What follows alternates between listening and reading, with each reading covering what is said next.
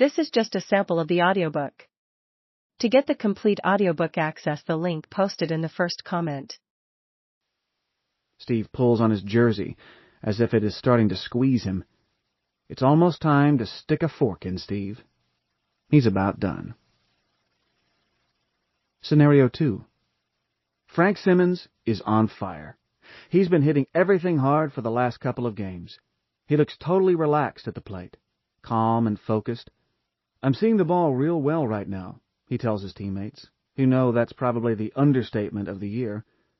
The ball looks both big and slow to Frank, which gives him plenty of time to decide on each pitch. There's no way anyone can throw the ball past him. Although he studies the pitcher and each situation carefully, his mind is clear in the batter's box. He's not thinking. He's just an unstoppable hitting machine, oblivious to everything around him. He simply sees the ball and hits it. Frank can't wait for his next at-bat because hitting is easy, his swing effortless. In short, Frank is in the zone.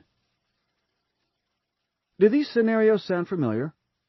This book will help you spend more time experiencing what Frank is experiencing. The goal of the mental game is to play with confidence. The goal of the mental game is to play with a sense of freedom, a sense of total concentration, high physical energy, and a lack of fear. It's about trusting your ability and letting go. More important, though, this book also explains the skills needed to handle situations like Steve, the pitcher, is facing. Those all too frequent times when you lose confidence and feel yourself losing control.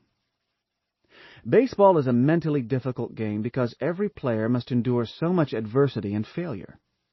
Hitters who fail only 70% of the time are all-stars, and pitchers must endure the personal pressure of winning and losing games.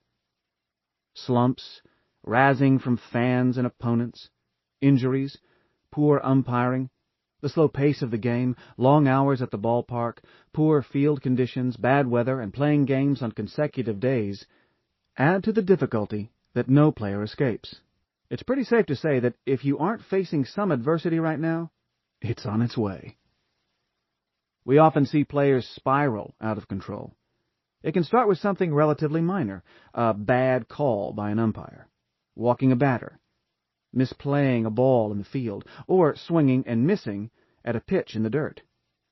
From there, you spiral out of control. You're upset about what happened on the previous pitch, fail to refocus, and screw up on the next pitch. Upset about the last 2 pitches, or perhaps the last 2 at-bats, you screw up on the next one. Instead of a centering and balanced mindset that leads to good performances, you snowball out of control. Instead of being focused on the present and playing 1 pitch at a time, you are, in effect, mentally playing at least 3 pitches at a time. As you'll see, self-control is a major theme throughout this book. You must be in control of yourself before you can control your performance. Players generally agree that the game seems almost easy, or that they are in what is often called the zone roughly 10% of the time.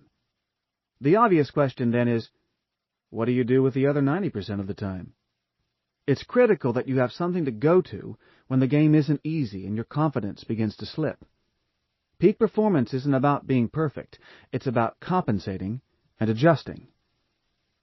The players who get the most out of their ability recognize the mental game's importance and find ways to improve their mental skills.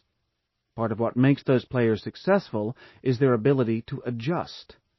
They are consistently at or near their best even when they don't feel their best. Unfortunately, most players leave the mental game to chance, not realizing that a strong mental game can be developed. Confidence, the goal of the mental game. Clearly, confidence is the name of the game.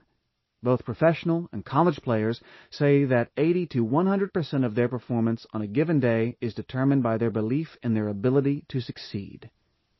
Confidence is described as a feeling, a belief, or a knowing that the task at hand can be successfully performed.